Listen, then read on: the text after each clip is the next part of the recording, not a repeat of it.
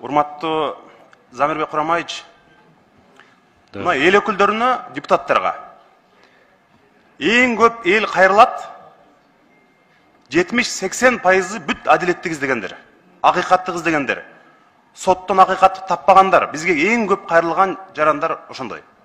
Мен сизге мына жогорку соттун төрагалыгына кетип атасыз.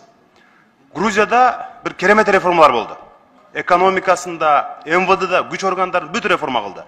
Бирок ошол реформа кылган команда шайлоодо жеңилип калды. Ошол реформанын авторлорунун бири мурдагы премьер-министри Ника Гилаури өзүнүн китебинде жазып атат.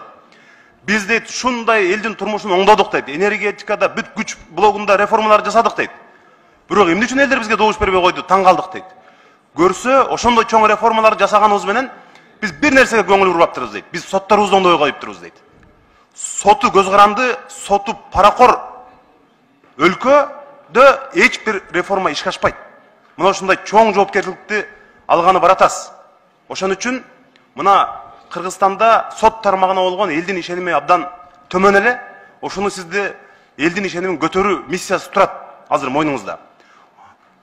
160 миң сомго чейин айлык акысы көтөрүлдү деп атат.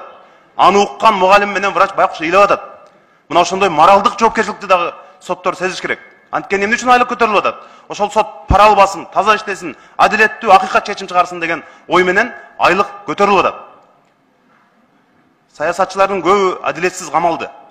Мындан ары ошол токтош керек. Өзүңүз абдан туура айттыңыз ушул маселеде.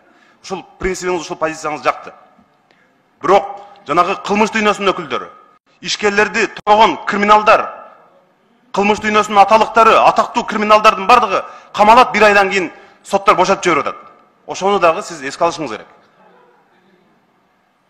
Рахмат, эске алабыз.